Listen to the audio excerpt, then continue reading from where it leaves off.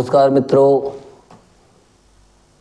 जय माता दी, जय माँ आदि शक्ति, जय आदि योगी भगवान भोलेनाथ।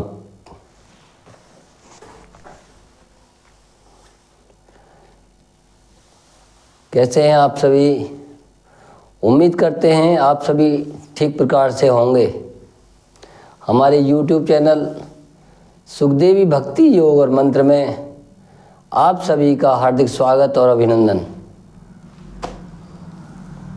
मित्रों, आज की हमारी वीडियो प्राणायाम और उसका महत्व में आज हम आपको बताएंगे कि हमारे जीवन में प्राणायाम का क्या महत्व है, इसके करने से क्या लाभ है, प्राणायाम का क्या अर्थ है और प्राणायाम की क्या परिभाषा हो सकती है।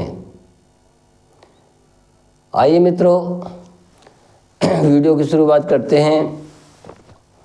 मैं हूं डॉक्टर बीपी असवाटी, समाज सेवक, संस्थापक सुखदेवी आयुर्वेदिक एवं एलोपैथी संस्था। मित्रों, जो भी प्राणी हैं उनको प्राण की आवश्यकता होती है और प्राण का मतलब वायु होता है, अर्थात सभी प्राणियों का आधार प्राण है। अब प्राण क्या है? प्राण का अर्थ वायु होता है। मित्रों, इस प्राण को साधने की क्रिया को ही प्राणायाम कहते हैं। मित्रों, साधारण रूप से हम सभी सांस और प्रश्वास करते हैं, अर्थात सांस लेते हैं और छोड़ते हैं और अंदर कुछ समय के लिए रुकते हैं। तो यह क्रिया हमारी साधारण रूप से श्वास क्रिया कहलाती है। मित्रों, प्राणायाम का अर्थ होता है प्राण और आयाम, अर्थात हमारा जो श्वास है और उसकी अवधि। जब हम अपनी पूर्ण जानकारी में अपने श्वास को ध्यान में रखते हुए अंदर खींचते हैं और अपनी जानकारी में उसे अपनी समय के अनुसार अंदर रखते हैं और फिर उसे बाहर निकाल देते हैं, जिसे प्रश्वास कहते हैं। तो यह क्रिया हमारी श्वास क्रिया ही प्राणायाम कहलाती है। योगी जनों ने प्राणायाम के बहुत अधिक महत्व बताए हैं। मित्रों, प्राणायाम करने से हमारे जीवन में एकाग्रता आती है, पवित्रता आती है और रोगों से लड़ने की क्षमता बढ़ती है। साथ ही साथ यदि हम कोई भी साधना शुरू करें तो उस साधना को शुरू करने से पहले हमें प्राणायाम करने से हमारी साधना पूर्ण होती है, साधना में हमें सिद्धि मिलती है। साधना से हमारे स्वभाव पर भी असर पड़ता है। यदि हम यह प्राणायाम निरंतर करते रहें तो जो हमारा स्वभाव था उसमें आमूल परिवर्तन हो जाते हैं और हमारे अंदर शुद्धि और पवित्रता हो जाती है। इसलिए मित्रों, प्राणायाम को यदि हम आध्यात्मिक दृष्टि से देखें तो भी इसका विशेष महत्व है और यदि हम स्वास्थ्य की दृष्टि से देखें तो भी प्राणायाम का अधिक महत्व है। स्वास्थ्य से बहुत ही जटिल बीमारियां ठीक होने लगती हैं, या हम प्राणायाम करते रहने से हमारे शरीर की इम्यूनिटी पावर बढ़ जाती है, हम रोगी नहीं बन पाते हैं। मित्रों, आगे की वीडियो में हम आपको बताएंगे पूरक, रेचक, कुंभक, साथ ही इनके द्वारा अनेकों बीमारियों को हम कैसे ठीक कर सकते हैं, जो कि असाध्य बीमारियां होती हैं, जैसे कि पैरालिसिस हो गया और अनेक ही दिमाग से संबंधित बीमारियां हैं, उनको भी हम श्वास और प्रश्वास की क्रिया के द्वारा अर्थात प्राणायाम के द्वारा ठीक कर सकते हैं। मित्रों, प्राणायाम करना हमारे अच्छे स्वास्थ्य की गारंटी और सुनिश्चितता करना है। अब प्राणायाम को कैसे करना चाहिए?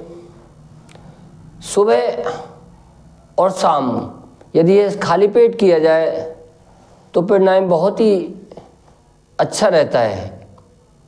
और यदि प्राणायाम करने के बाद में हम शवासन भी कर लेते हैं तो हमें विशेष फायदा होता है। मित्रों, प्राणायाम करने में 3 प्रक्रियाओं से हमें गुजरना पड़ता है। जब हम सांस लेते हैं उसको हम पूरक कहते हैं, और जो सांस जब तक हम अंदर उस श्वास को रखते हैं उसको हम कुंभक कहते हैं, तथा कुछ देर रखने के बाद में जब हम श्वास को बाहर निकालते हैं तो उसे हम विरेचक के नाम से जानते हैं। इस प्रकार यदि हम पूरक, कुंभक और विरेचक करते हैं तो इसका मतलब हमारा एक प्राणायाम हो गया। तो प्राणायाम की विशेष विधियां भी होती हैं, उनके प्रकार भी होते हैं, परंतु हमें अपनी इस पहली प्राणायाम के ऊपर बनाई गई पहली वीडियो में हमें अभी विस्तार से न जाकर हम आपको इसके महत्व को बताएंगे तथा इसको करने के लाभ क्या क्या हैं उनको बताएंगे। मित्रों, यदि हम वैज्ञानिक दृष्टि से भी देखें तो हमारा जो शरीर का हीमोग्लोबिन है वह उसका जो फॉर्मूला है, उसका जो सूत्र है वो FeO4 होता है, अर्थात ऑक्सीजन के 4 परमाणु और आयरन का 1 परमाणु मिलकर के हीमोग्लोबिन का एक अणु बना लेता है। और हमारे शरीर में जो खून का निर्माण हो जाता है, खून के द्वारा शरीर के विभिन्न भागों में न्यूट्रिएंट पहुंचते हैं, वह महत्वपूर्ण जो हमारे रक्त का भाग है जिसका नाम हीमोग्लोबिन है, लाल रुधिर कणिका हैं, वह हमारे सभी अवयवों तक, सभी अंगों तक पहुंचती हैं। मित्रों, आपको मैं बताना चाहूँगा कि आयुर्वेद में जो भी गति होती हैं उनको वायु या वात कहते हैं। हमारे हृदय की गति और हमारे फेफड़े की गति या हमारे खून का संचालन, हमारी पाचन क्रिया की जो प्रक्रिया है, हम खाना खाते हैं और वह हम अपने स्टूल के द्वारा बाहर निकाल पाते हैं, वह सभी वात के कारण होता है, अर्थात हमारा वायु करता है। इन सब कामों को हमारा वायु करता है। इसको हम आयुर्वेद की भाषा में वात कहते हैं। इसलिए मित्रों, इन सब बातों को देखते हुए यह हमारे अच्छे स्वास्थ्य के लिए भी प्राणायाम अत्यंत ही आवश्यक है। मित्रों, अब आप समझ गए होंगे कि प्राणायाम का हमारे जीवन में किन किन पहलुओं पर असर पड़ सकता है।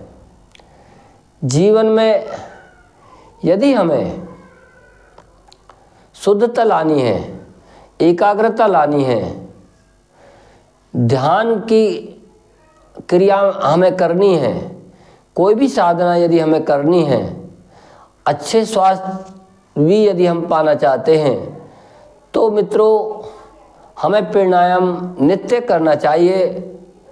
परंतु मित्रों याद रखें, एक विशेष प्रकार की बताई गई विधि से ही प्राणायाम को करना चाहिए, क्योंकि प्राणायाम में 3 आयाम होते हैं, पूरक, कुंभक और रेचक। इन सभी के आधार पर इनको प्राणायाम को कई प्रकार से योगीजनों ने बांट कर रखा हुआ है। इसलिए हम अपनी अगली वीडियो में आपको इन सब के बारे में ठीक प्रकार से बता पाएंगे। वीडियो को ज़्यादा लंबी ना करते हुए आज के लिए बस इतना ही। उम्मीद करते हैं मेरे द्वारा बताया गया प्राणायाम के बारे में आपके लिए उपयुक्त होगा, आपके लिए महत्व रखेगा।